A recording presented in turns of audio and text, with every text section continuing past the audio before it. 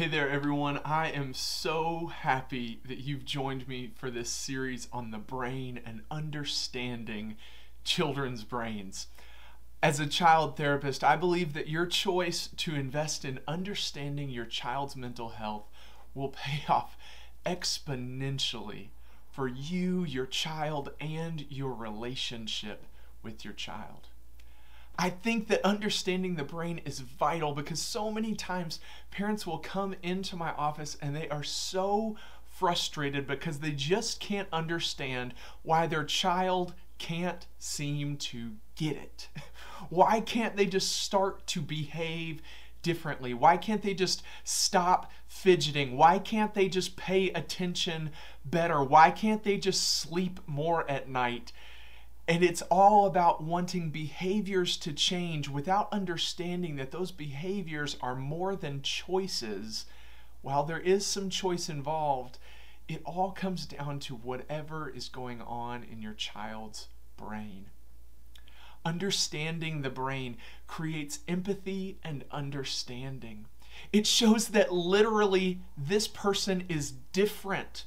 Their brain is different, so we should allow for differences. We can learn to allow people to manage their diagnoses rather than demand they change their brain chemistry to try to fit in.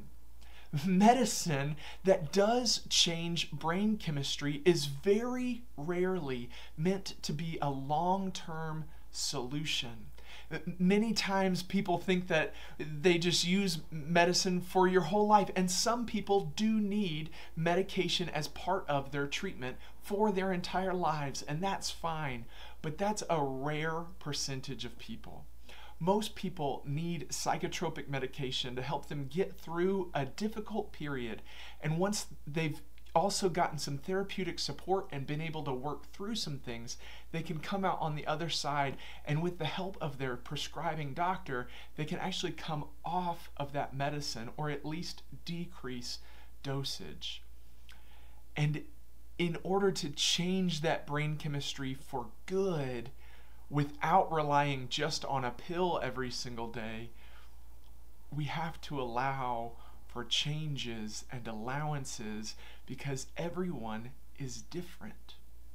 And though it creates empathy and understanding, it does not excuse behaviors, but it shows that we are shaping behaviors, and it allows for difficult times along the way because you can understand that literally there are times where your child is out of their control. But that doesn't mean that anything should just be allowed, that there are no limits. As a matter of fact, understanding the brain can help you design consequences, both positive and negative, that will help to shape behaviors without creating an argument or a fight, or even worse, that happens every single time right now. Another thing that understanding the brain does is it targets the root of issues, not just the fruit, not just the symptoms. In graduate school, I took so many courses that just listed symptoms of various diagnoses, that children with ADHD are more inattentive, that they are more hyperactive, that children who are suffering from depression may have difficulty sleeping, they may get angry easier, but that was just the fruit. That was just showing that there is a disorder. And if all you're doing is targeting those things that are showing you that there is a disorder, you're not actually targeting the disorder, and forever you'll be targeting more symptoms without actually getting to the root. The brain is the root. And understanding the brain, because it is deep in the root, it can be adapted to any situation. It's not just, oh, Johnny needs his fidget to make it through the day. It's Johnny's brain is searching for some dopamine, and there are lots of ways to help his brain find that. So let's jump in. Let's jump into what's really going on here. My series, Mr. Stu's series for understanding children's brains. I encourage you to start with the neurotypical brain. No matter what information you're seeking, I encourage you to start there so that you have a baseline of understanding the different pieces, the different lobes of the brain, and different neurotransmitters that we'll cover there.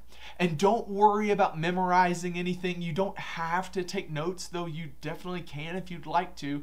There is a quick refresher about the neurotypical brain to start off each of the other brain models as well.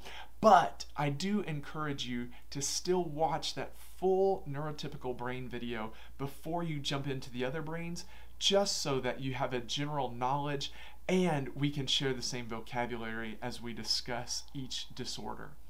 Also, make sure that you head over to MisterStuTV.com for resources to go along with each model. You can get a diagram along with a refrigerator sheet that has main points, reminders, and rules of thumb that you can follow to support the relationship between you and your child and to set them up for success. I'm so excited. Let's jump in.